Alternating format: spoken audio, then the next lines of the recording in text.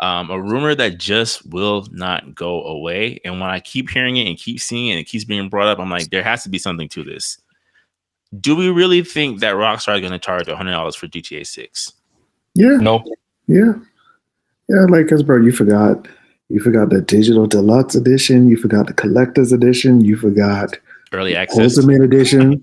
Like, yeah, bro. It's like there's gonna be some version that's over Yeah. $100. There's versions right now that's over $100 on that's okay. I mean, but for base, I think base should be regular price.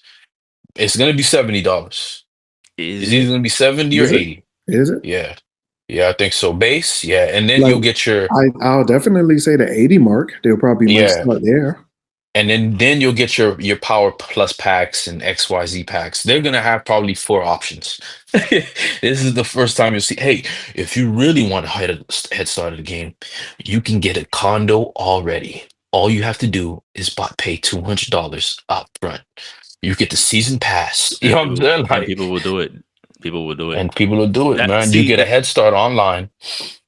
Because that's the thing that I feel like it is kind of scary of like gaming has kind of turned into and they talk about this a lot in the mobile community, right? Mobile game community. It's like they talk about the idea of whales, right? So whales is a term you give to a gamer where it's like, even if we charge a ridiculous amount for something, because there is somebody who either wants it, one, or two, needs it, right? So they're a content creator about this thing, they will spend that money to make sure that they have exclusive access to it. Right, that's why all these mobile anime games do so well, because you have dedicated content creators who just spend bread Remember on like that. what they did for GTA, the last one, bro, with them little cards. Yeah. Oh yeah, the great white shark card, the hammerhead shark. Like, bro, you already know that's coming. Yeah, you had a virtual credit card in your virtual video game. That's crazy. You know what I'm saying? So I'm like, that's the thing that I'm like, because it keeps coming up. I'm like, all these little game podcasts I listen to, they you want the Miami Vice bringing edition up. card? Extra $50. The Miami Vice pack. You want the Miami Vice pack? You want the Liberty City pack? Right. And you know you could play CJ and San Andreas in this game? What? You selling me Franklin again? Oh yeah. Oh, you can unlock them only for a small fee of $500,000 in game, of course. But to get that, you gotta pay $100 to get. Yeah, I think the simplest theory I've heard, which made the most sense to me, is that they charge the 70 for GTA 6 standard, and then GTA Online is 30. So that way you get to $100 of like obviously these games will always kind of come online with the purchase of the game.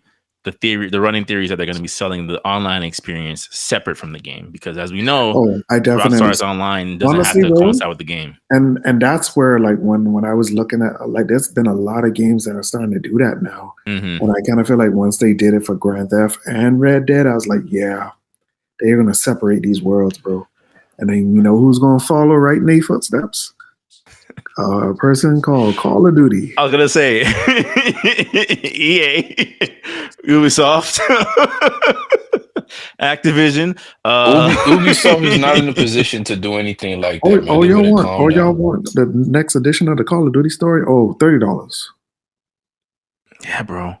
So $30 for an 8-hour campaign. And that's the thing that like, and that's I guess why I also want to bring up this topic of like, I do think because there's been, of course, more and more recent reports pouring out about what games the majorities are playing, right? And while I think it's like 60% are still playing unique games, which is still the majority, 40% are playing Fortnite, GTA 5, I think the sports games, and Call of Duty.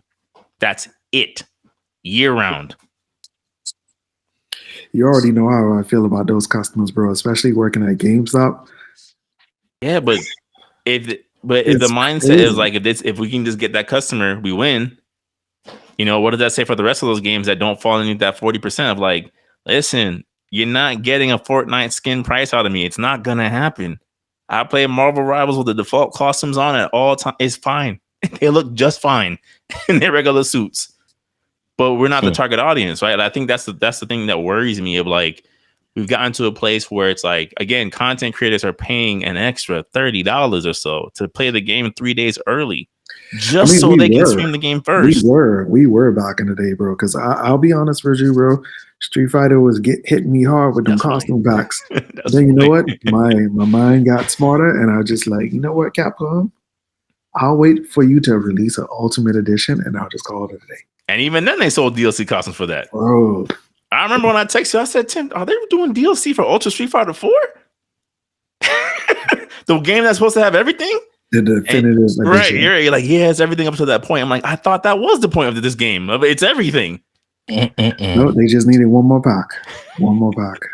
No, but you're right, bro. Like it's for like the content creators as of now. Because especially when you're making that stream life your whole bread and butter, you just need anything to stand out.